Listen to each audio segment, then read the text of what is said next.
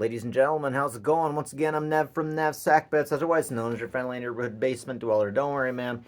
I am from the internet, and today I want to talk about Bitcoin and its rival, its successive rival, the S&P 500. I gotta say, 100%. If Bitcoin had a spiritual rival, it would be the S&P 500. Now, the reason why Bitcoin exists is because we don't trust the bank systems anymore. Because of what happened in '08. We had March on Wall Street. We literally had situations where people were protesting Wall Street, and people in Wall Street on balconies were drinking wine and doing things they shouldn't have done. Being the French before the French Revolution, being very disrespectful, shall we say. And because of that, Satoshi and individuals like that decided that they were going to make Bitcoin. Bitcoin was going to be something that we were going to hold, that the people were going to hold, that the people could trade, because we don't trust the bank systems anymore. Legitimately, the bank systems are so distant, so far removed, so far gate kept that a lot of individuals my age just, man, when I grew up, as soon as I figured out that Beanie Babies were a thing and then I could make money off it and go out there and find it, it was so much more accessible for me to find a way to make money than it was to go and get a job. Because, like, legitimately, you go get a job, you're like under other people's rules and whatnot. And sometimes it's just not all that easy, especially if your dad's too cheap to pay your insurance and won't let you drive his car. Legit, legit. Anyways, Bitcoin. Bitcoin was made because there's like the banking thing is like completely inaccessible to some of us and to others of us. Um, we don't trust the bank systems anymore. Uh, the S&P 500 is the system. If you trust the system, if you love the system, if you want to put into the system, you go into the S&P 500, right? Okay.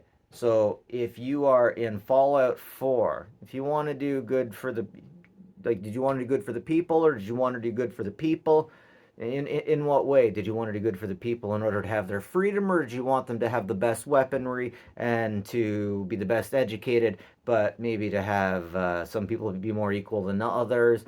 I think you had the ability to go with like the Underground Railroad or with the corporation or with that guy that kept sending you out on trips. You guys know exactly what I'm talking about. But if you went with the corporation, that's going with the S&P 500. Basically, you're putting money into the beast. You're putting into money into the beast that is keeping us going. And there are many positives, many negatives to that. For example, you get your yin yang, you're bad and you're good and you're bad. A lot of beautiful things come from shit. That's why you spread manure over fields. And let's face it, 99% of technology that we have ultimately came out of the horrors of the world wars that we had at the beginning of the last century. I don't like to think about it. I don't like to think about how more pornography than banks have led the digital revolution, but that's just how it goes. That's just how it goes. So if you put money into the S&P 500, you're putting money into the establishment that has made it so nobody can lose. The Americans don't lose. Stonks only go up. Legitimately, if you look at the S&P 500, it doesn't go down. Like, it goes down a little bit here and there, but take a look at it over the last 15 years. Actually, maybe even since its inception. Donald Trump would have made more money by just putting money into the S&P 500 than he would have doing all of the things he did. And that just blows my mind, because I think of Donald Trump being like a ninja doing all of these things and doing like the negotiating, the lawsuits, all of these things. And he's got these ways that he negotiates in his head. Like us Canadians are figuring out right now, especially with the tariffs coming in these days.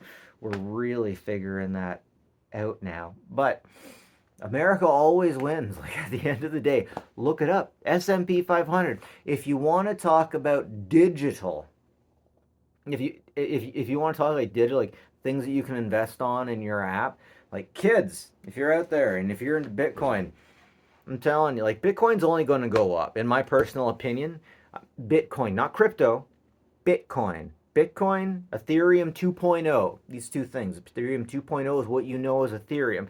Ethereum Classic was something that they screwed up the code and they had to make it 2.0 because they screwed it up so hard. Oh man, you should look into that. It's a story for another day. But legitimately, if you want to make money, keep putting money into either crypto or the S&P 500. No, sorry, Bitcoin, not crypto, Bitcoin. Bitcoin or Ethereum.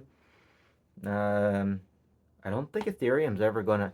I think Ethereum 2.0 should eventually get more expensive than Bitcoin. I'm not thinking about how many Bitcoins there are versus on how many Ethereum. Let's say they're same. Let's say same.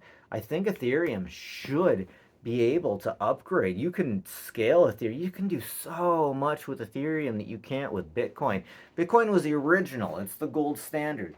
But there is so much you can't do with it. It is so hard to transfer things.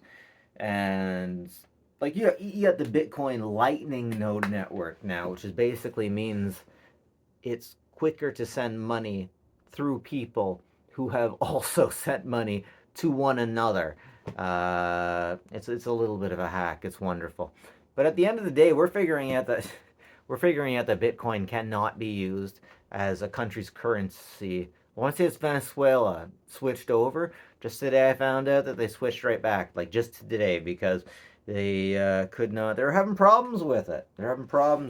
Just checking my solar. Jeez, one battery will go down like that, right? Anyways. So yeah, I recommend if you, I'm not. Do I look like, I'm a guy that makes a lot of money? But legitimately, all of the money makers who are minorities on YouTube, one thing they're saying is always be buying.